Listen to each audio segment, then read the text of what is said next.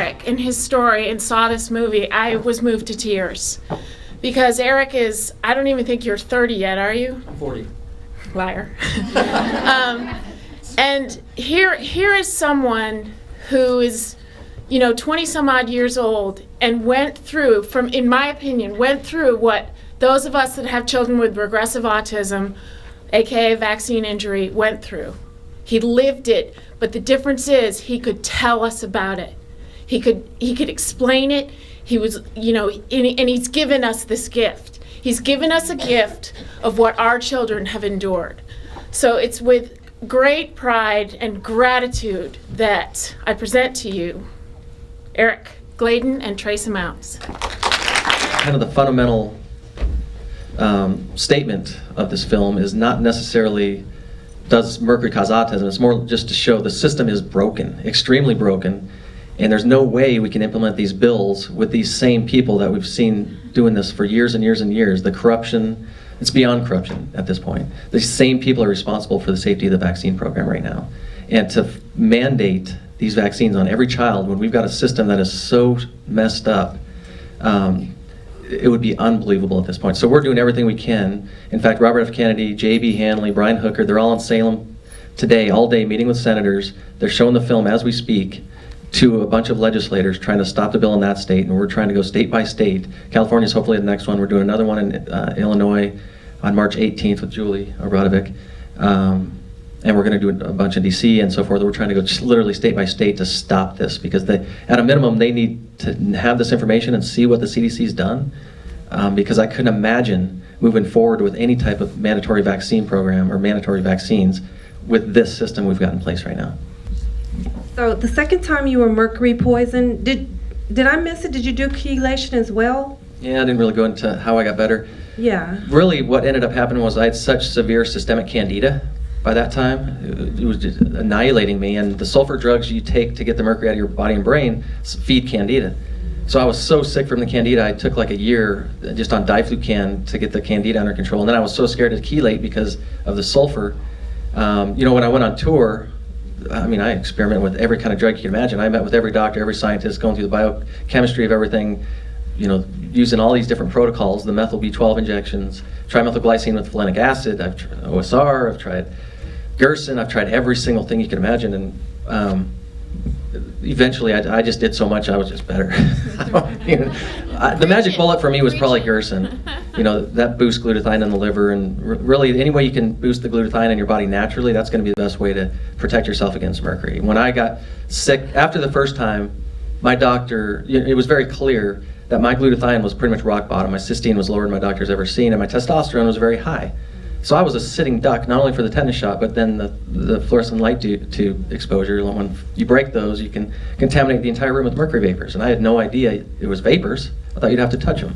So that was a very long process of getting better. It took probably 3 years to get better that second time, when the first time took 6 months and all my symptoms were gone. So now, I'm scared to death of mercury in any source. I just try to avoid it. These fluorescent light tubes scare me to death because I see them everywhere. I see them break, and it's scary. I consider mercury the master neurotoxin, because if you aren't susceptible to it, when you get an exposure, it'll make you susceptible to it because it lowers your glutathione and it increases your testosterone. So now if you weren't susceptible, you got the exposure, you're going to be more susceptible to the next exposure.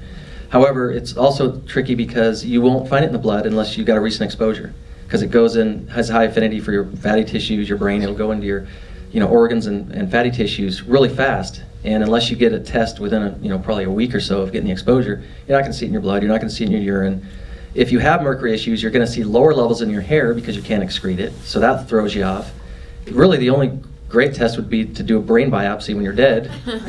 However, there are a couple, you could do urine porphyrins test. It was developed with dentists, and it's very specific to mercury, so it looks at your coporphyrin versus your proporphyrin. It's a ratio, and it's very specific to mercury. And that'll give you a good indication of mercury toxicity. And you could also do a DMSA challenge test. It's a sulfur-based drug that goes in and binds to the mercury, and then you collect your urine for like 6 or 12 hours or whatever it is, and that gives you a good indication of all the different metals. And like when I was sick the first time, I did the mercury challenge test eventually, and I had little levels of everything, but my mercury was the only thing out in the elevated. So, but you can't really do a test that tells you how much mercury you got in your brain, and that's what makes you sick.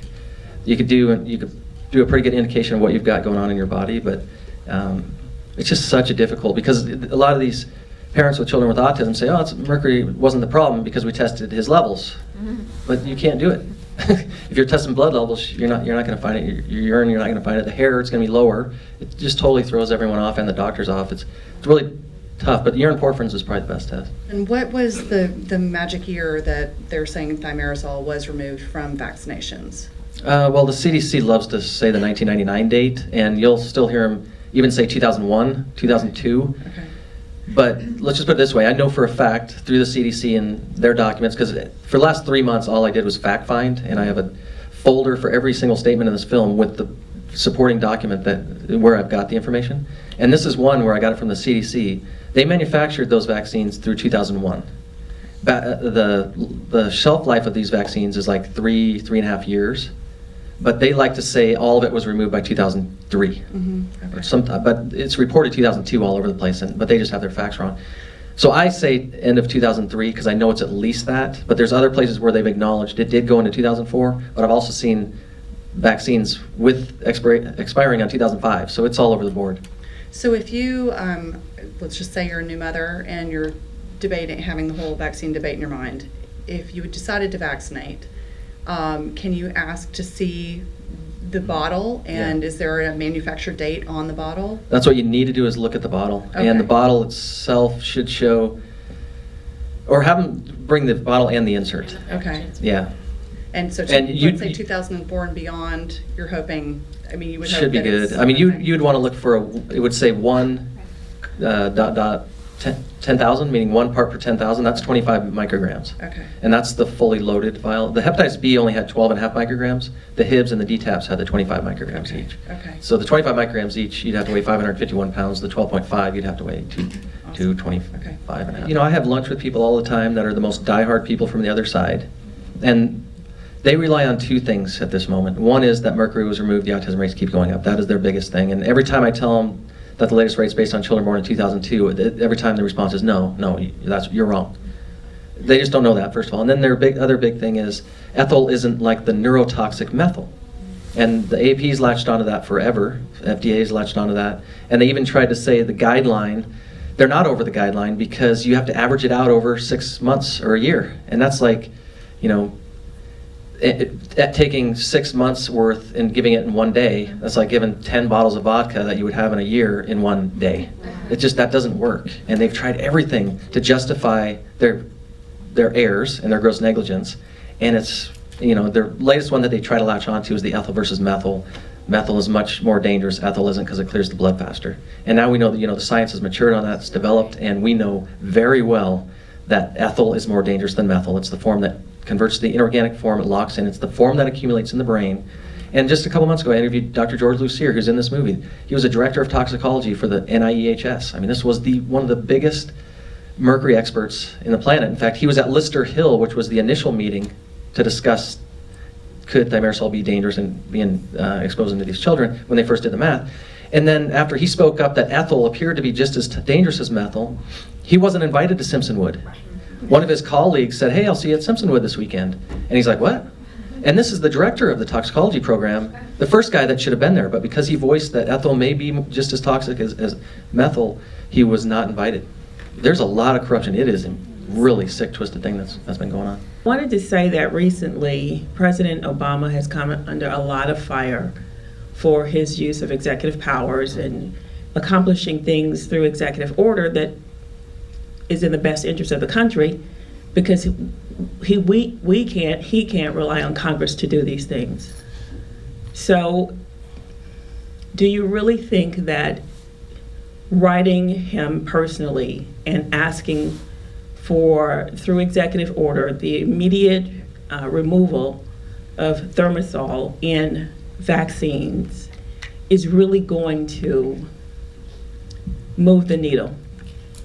Well, It's the fastest way, if we were to somehow get him to do it. The question is and they've had it a lot possible? of, Maybe not. They've had a lot of trouble going through Congress, and there have been bills that have been written, and nothing can go through Congress. So we've talked to a lot of people who, within this community, who've been trying this for years, and they suggested let's try the executive route. if at the very least, just to raise awareness. Of course, Right. we would like for it to actually work, but, And we know he's not afraid to do that. He's not afraid Right. to do Yeah, the that- executive he's not order. afraid to use that order. And, Right. In and the he's on best his interest of second the term, country. so maybe on the way out. Right. Leave I'm a doing- legacy. I'm doing it tonight. I mean, And we have, on our website, we actually have a petition that you can sign as well. We just started it and we already have over 600 signatures. We literally just started it a couple days ago. So all of you can go to tracyamounts.com and sign that petition. We have a schedule online. Actually, if you go to tracyamounts.com and you just click on a tour, it'll tell you everywhere that we're going to be, that we're doing Q&As, but also it'll tell you anywhere in the country that the film is being hosted, that we won't necessarily be going to. And we're using Gather, which is a theatrical on-demand program where anybody can bring the film to their community. So screenings are popping up all over the country all the time. and the So state by state. that's the best resource, is our website for that. Just a quick question. Is the movie going to be publicly available later on for us to share? April 2nd is our launch date. And right now, anybody can go online. We have pre-sales. They're $5 off right now. You can gift it to a friend. So a lot of you are like, oh, I know who needs to see this. So go to traceamounts.com. You can buy a digital download right now. On April 2nd, the rental digital download DVD will be available for everybody to see that day. So Ace Hardware, which is in the film, is there are some stores where you can take your light bulbs and they'll dispose of them properly. I think the best thing to do is just to not buy them.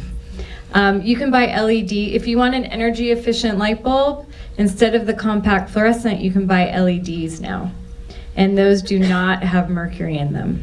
OEDs? LED. Oh, LEDs. L yes, as yes, in yes. Larry, I'd ED. like We talked about introducing a bill to get those light bulbs out of the country, but he wasn't able to do that before he left. But again, this is another place where you vote with your dollar, which is don't buy the compact fluorescents. If there's no demand for them, they'll stop buying them. So the more we can spread that knowledge around, tell your friends, make those choices yourself.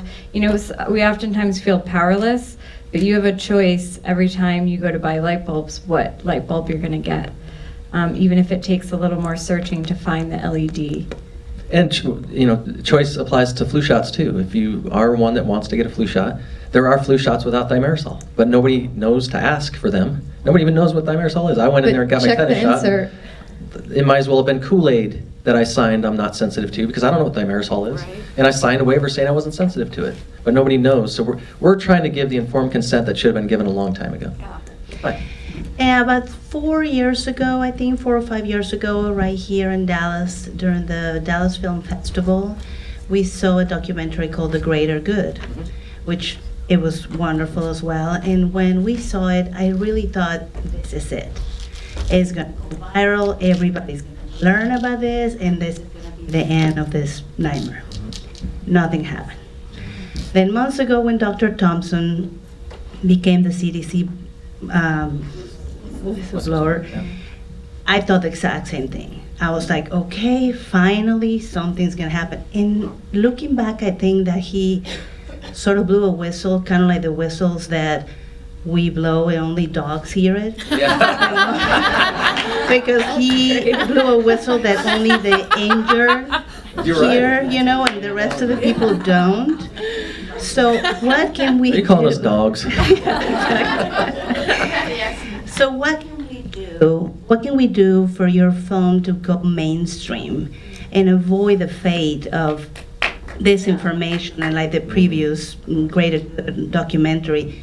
How can we help people that don't really have a issue with this, don't have children, or they have not been injured? How can we help them learn about this? Well, I think Eric's a good example of this doesn't just happen to children. You know, he was a full-grown adult when this happened. And he had some symptomatic stuff, but really only pulled it together with that final tetanus shot because that was his toxic tipping point that really put him over the edge. That could be any one of us.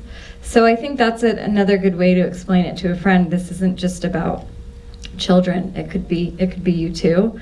And we actually have a handout that Elena outside will give to everybody when they leave about different ways that you can help support, whether it's posting that you saw the film on Facebook tonight and saying how great it was. We're launching April 2nd, telling all of your friends that can't make it to a movie theater, they can do a digital download rental on April 2nd. There's lots of different ways, and we have a handout to tell you how that can happen. Twitter, you know, how many people in here use Twitter? Okay, so you're all people who can communicate that way. How many people have Facebook?